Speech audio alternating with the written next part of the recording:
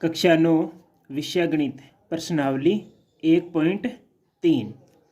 Question number 1 की बात करते हैं। निम्नलिखित भिन्नों को दशमलव रूप में लिखिए और बताइए कि प्रत्येक का दशमलव प्रसार किस प्रकार है। तो हमें जो भिन्न दे रखी हैं उन्हें दशमलव रूप में लिखना और बताना है कि दशमलव प्रसार किस प्रकार है, कि शांत है या अशांत है। जैसे क्वेश्चन नंबर 1 दे रखा है, क्या दे रखा है, 36/100 दे रखा है और हमें बताना है कि इसको दशमलव प्रसार शांत है या अशांत। तो हम कैसे चेक करेंगे, हमें क्या करना है, 36 में किसका भाग देना है, 100 का भाग देना है 36 में। कैसे देंगे, पहले दिया 0 पे भाग दिया तो 0 घटाया तो कितना आया, 36 आया। फिर लगाया पॉइंट लगाते यहाँ क्या लग जाएगा, 0। अब कितने पे भाग जाएगा, 3 पे जाएगा तो 100 दिया 300, बचा कितना 60। पॉइंट लगाया तो यहाँ क्या लग जाएगा, 0। तो भाग कितने पे जाएगा, 6 पे जाएगा। तो कितना आ गया, 600, कट गया शेषफल 0। इसका मतलब कितना प्राप्त हुआ, 0.36। तो 0.36 प्राप्त हुआ, मतलब कि आगे कोई संख्या नहीं बढ़ी, इसलिए दशमलव प्रसार क्या है, शांत है। अगर संख्या आगे बढ़ती तो दशमलव प्रसार क्या हो जाता, अशांत। जैसे आगे वाले क्वेश्चन में दे रखा है 1/11, तो मतलब 1 में 11 का भाग देना है। पहले 0 पे भाग दिया तो 0, बचा क्या 1, लगाया क्या पॉइंट, फिर कितना हो गया, 10 हो गया। अब 10 में फिर 11 का भाग नहीं जाता, संख्या छोटी रह गई, इसके कारण हमें यहाँ क्या लगाना पड़ा, 0 लगाना पड़ा। 0 लगाया तो यहाँ भी 0 लग जाएगा, 2 अंकों की संख्या बन गई, कितने पे जाएगा, 9 पर जाएगा। तो 11 में 99, बचा कितना 1। फिर इससे छोटी संख्या रहेगी तो हमें यहाँ क्या लगाया, पॉइंट लगाया तो 0 लग गया। अब ये छोटी संख्या रहेगी तो फिर क्या लगाना पड़ेगा, 0। तो यहाँ क्या आ जाएगा, 100। फिर कितने पे जाएगा, 9 पे, फिर 99, फिर 1 बचा। इस प्रकार ये भाग चलता जाएगा, 0.09 0.09 09 09 09 09 इस प्रकार चलता जाएगा। तो ये क्या आएगा, भागफल 0.09 इस प्रकार अनंत तक चलता जाएगा।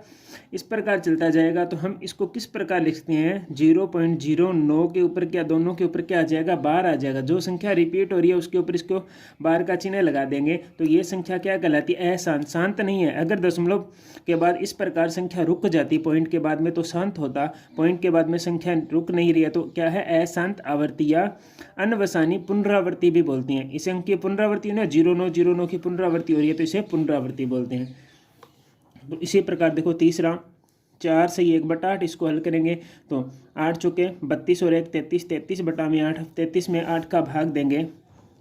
क्या करना है, 33 में 8 का भाग देंगे, 4 पर भाग दिया, कितना आया 32, 1 बचा से इस पर लगा पॉइंट 0, फिर 1 पे भाग दिया, कितना आया 8 एकम 8, फिर 2 बचा, फिर पॉइंट लगाया 0 लग गया 4, फिर 5। इस प्रकार ये भाग चला जाएगा 4.21, यहाँ पर जाकर रुक जाएगा, मतलब शेषफल कुछ नहीं बचेगा, 0 बचेगा। तो ये क्या हो जाएगा, शांत हो जाएगा। अगर शेषफल 0 नहीं बचता तो क्या होता, अशांत।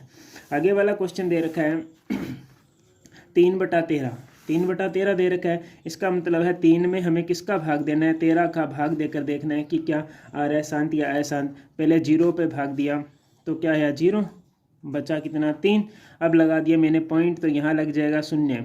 कितने पे जाएगा, 2 पे जाएगा, 13 दूना 26, बचा कितना 4, लगाया 0। अब कितने पे जाएगा, 13 का बड़ा 3 तक, 13 तिया 39, तो 1 बचा। तो ऊपर पॉइंट है तो नीचे लगा दिया 0।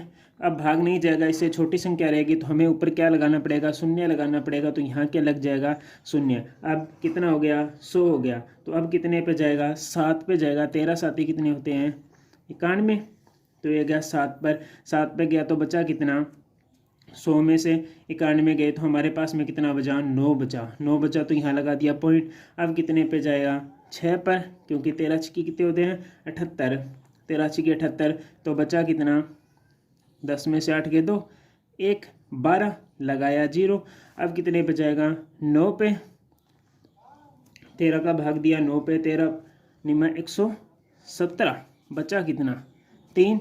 फिर ऊपर पॉइंट है तो यहाँ क्या लग जाएगा, 0। अब देखो ये संख्या सेम थी, फिर वापस देखो कितने पे जाएगा, 2 पर जाएगा, 13 दूना 26, फिर कितना 4। ये देखो यहाँ 30 26, फिर नीचे क्या आ रहा था 4 0 40, मतलब ये संख्या सेम आ रही है। इसका मतलब है कि अगर आगे हम भाग देंगे तो ये संख्या सेम आएगी, मतलब 0.230769। इसके बाद में पुनरावृत्ति 2 की हो रही है तो वापिस यही आएगा 230769, 230769। इस प्रकार यही अंक है जो दोबारा बार बार आता जाएगा। तो ये अंक 0.230769 ये अंक बार बार दोबारा रिपीट होता जाएगा। अगर रिपीट हो, जो अंक जितना रिपीट होता है उसके ऊपर हम किसका चिन्ह लगा देंगे, बार का चिन्ह लगा देंगे। और ये शांत नहीं है क्योंकि इसका शेषफल 0 आता तो ये शांत होता, शेषफल 0 नहीं है तो अशांत आवर्ती है। बार बार इस अंक की पुनरावृत्ति हो रही है तो इसे आवर्ती बोलेंगे, या इसे हम अनवसानी पुनरावृत्ति भी बोलते हैं। दोनों में से कुछ मर्जी बोलो। आगे है 2/11। तो 2 में किसका भाग देना है, 11 का भाग देना है। 0 पे भाग गया 0, बचा कितना 2, लगाया पॉइंट 0, 1 पे दिया भाग कितना आया 11, 20 में से 11 गए कितना बचा 9, फिर कितने पे जाएगा 0 लगाया 8 पे जाएगा 88, फिर कितना बचा 2 बचा, फिर क्या लगा 0 लगा 1 पे गया कितना आया 11, फिर 9, यही आएगा वापस, फिर 8 पे जाएगा। इस प्रकार ये चलता चला जाएगा। तो किस अंक की पुनरावृत्ति है 18 18 18 0.18। तो 0.1818 की पुनरावृत्ति हो रही है तो इसके ऊपर क्या लग जाएगा, बाहर लग जाएगा। देखो शेषफल 0 नहीं बच रहा, आगे नई संख्या आती जा रही है, इसे बोलेंगे अशांत आवर्ती या अनवसानी पुनरावृत्ति। अब देखो क्वेश्चन नंबर 6 दे रखा है पहले का कि 329 में भाग किसका देना है, 400 का भाग देके देखना है। तो छोटी संख्या है तो हम क्या लगाएंगे 0, उसके बाद में पॉइंट, तो यहाँ संख्या बन जाएगी। अब कितने पे भाग जाएगा, 8 पे भाग देंगे तो 8 पे कितना है 8 चौके 32, 3200, बचा कितना 90, लगाया 0। अब कितने पे जाएगा 2 पे, 8 दूनी 4 दूनी 8, फिर बचा 100। अब इससे छोटी संख्या तो यहाँ 0 लग जाएगा, फिर कितने पे जाएगा 2 पे जाएगा तो कितना आएगा 800, फिर कितना बचा 200। छोटी संख्या आगे इससे 0 लगा क्योंकि पॉइंट ऊपर लगा हुआ है। अब कितने पे जाएगा 4 पे जाएगा 5 पे, 5 चौके 20, कितना आ जाएगा 2000। शेषफल क्या बचा 0। अगर शेषफल 0 आ जाए तो संख्या क्या होती है, शांत होती है। इस प्रकार आपको ये भाग है जो रफ कॉपी में करके देखनी है। अब क्वेश्चन नंबर 2 की बात करते हैं। आप जानते हैं कि 1/7 बराबर 0.1428757, ठीक है। तो 0.14287, इसके ऊपर ये बार लगा, मतलब इस अंक की क्या हो रही है, पुनरावृत्ति बार बार यही अंक आ रहा है। वास्तव में लंबा भाग दिए बिना आप बता सकते हैं कि 2/7, 3/7, 4/7, 5/7 और 6/7 के दशमलव प्रसार क्या हुए। हमें बिना भाग प्रक्रिया के बताने कि इनका मान क्या होगा। हम जानते हैं 1/7 का मान कितना है 0.142857, ये मान है। हमें पूछा किसका है 2/7 का पूछा है। इसने क्या पूछा है 2/7 का मान पूछा है। तो 2/7 का मान कैसे ज्ञात करेंगे, तो 2/7 को इस प्रकार लिख सकते हैं 2 × 1/7, ठीक है। तो हम क्या होगा 2 × 1/7 का मान कितना दे रखा है 0.142857 पर बार। इसको 2 से गुणा करेंगे तो 2/7 का क्या आ जाएगा, मान आ जाएगा। यही मैंने किया है, 2/7 2 से गुणा करेंगे तो 2/7 का मान आ गया। इसी प्रकार 3/7 ज्ञात करेंगे तो 3 × 1/7, और 1/7 का मान कितना होगा 1428। इन दोनों को गुणा करेंगे तो हमारे पास में मान क्या आएगा 0.428571। इसी प्रकार 4/7 का मान, मतलब 4 से गुणा करेंगे 1/7 को, तो 1/7 का मान ये था, 4 से गुणा करेंगे तो उत्तर आएगा 57148। इसी प्रकार 5/7 और 6/7 का सीधा ही गुणा करना है। 1/7 को 5 से गुणा करेंगे तो ये मान आ जाएगा, 6 से करेंगे तो ये आ जाएगा। इस प्रकार गुणा करके देखना है, बिल्कुल ईजी है। क्वेश्चन नंबर 3 है, इसे ध्यानपूर्वक समझना। इसमें कहा है निम्नलिखित को P/Q के रूप में व्यक्त कीजिए। P/Q के रूप में व्यक्त करना है जहां P और Q पूर्णांक है, Q बराबर नहीं है 0, Q का मान क्या है 0 नहीं है, हमें ज्ञात करना है। तो संख्या हमारे पास में इसमें 3 क्वेश्चन है। तो पहला है 0.6, इसके ऊपर बार दे रखा है या डैश का निशान है। इसका मतलब क्या होता है कि 6 की बार बार पुनरावृत्ति हो रही है, ठीक है। ये इस प्रकार है 0.66666, इस प्रकार अनंत तक चलता ही जा रहा है, ठीक है। तो हमें ऐसे क्वेश्चन में क्या करना है, माना इसको x के बराबर माना है, माना x बराबर 0.666। कितनी बार ही लिख सकते हो आप, इसके ऊपर 12 मतलब चलता चला जाएगा 6 ठीक है। अब इसे क्या दोनों तरफ 10 से गुणा करने पर 10 से गुणा ही क्यों किया, इसके ऊपर कितने अंक के ऊपर ये डैश का चिन्ह है, एक अंक पर है तो 10 से करेंगे, अगर 2 अंक पर है तो 100 से करेंगे, अगर 3 अंक पर होता तो 1000 से गुणा, जितने अंक पर होता है उतने से गुणा करते हैं। तो 1 अंक पे था तो हमने दोनों तरफ क्या किया, 10 से गुणा किया, 10 को x से गुणा किया, 10 को इससे गुणा करेंगे। जब भी 10 पॉइंट वाली संख्या को 10 से गुणा करेंगे तो ये एक अंक आगे चला जाएगा, ये अंक आगे चला जाएगा, यहाँ आ जाएगा पॉइंट का चिन्ह और 6 ध्यान रखना ये पीछे वाले अंक इसके साथ मिलने चाहिए, जितने 3 अंक है तो ऊपर भी 3 है तो इधर भी 3 अंक होने चाहिए, ठीक है।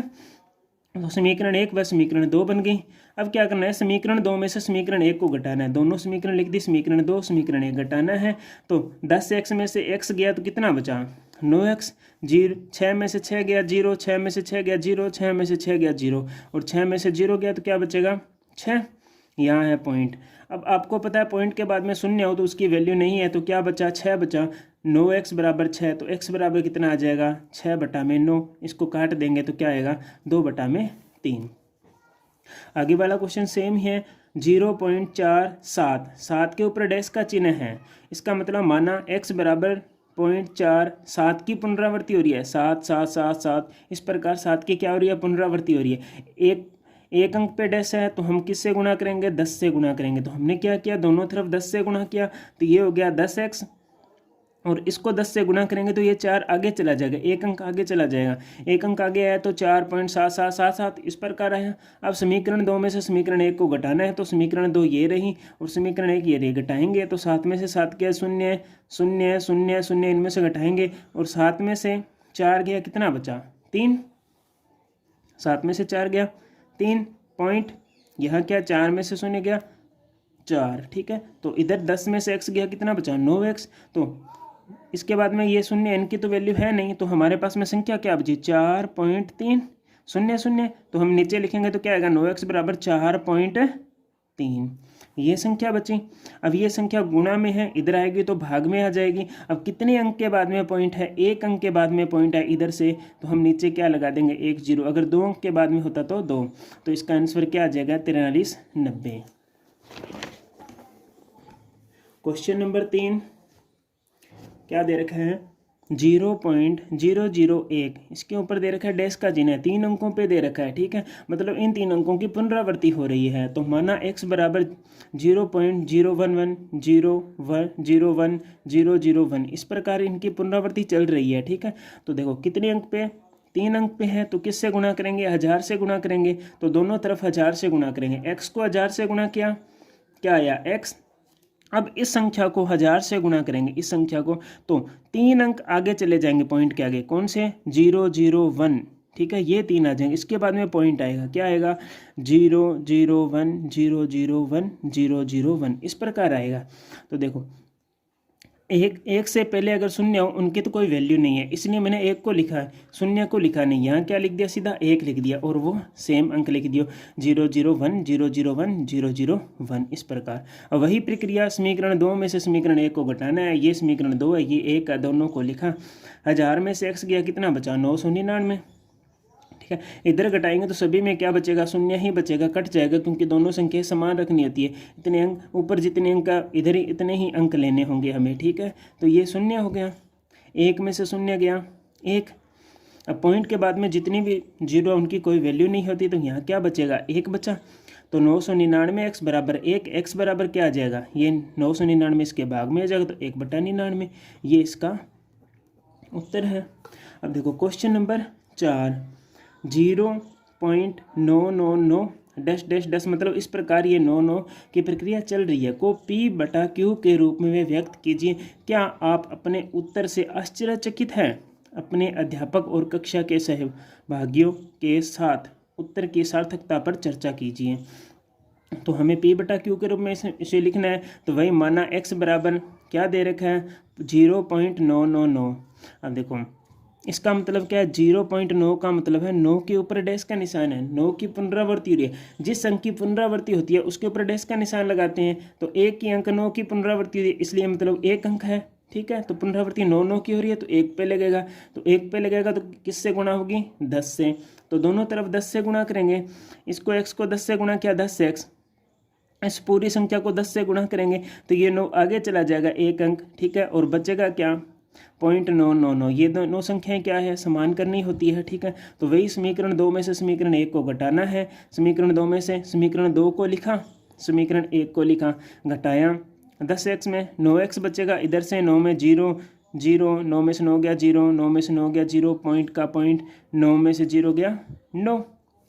तो पॉइंट के बाद में जितनी भी 0 उनकी वैल्यू नहीं है, ठीक है। तो 9x बराबर क्या बचेगा, 9x बराबर क्या बचेगा, 9/9। अगर भाग देंगे तो क्या होगा, 1 आएगा। तो हम इससे क्या समझा हमें कि जो 1 का मान है वो क्या होता है रियल में 0.99999, लगातार 999 मतलब अनंत तक होता है, वो क्या होता है 1 का मान, रियल मान क्या होता है, ये होता है 1 का वास्तविक मान क्या होता है 0.99999, यही होता है। इससे हमें ये पता चला।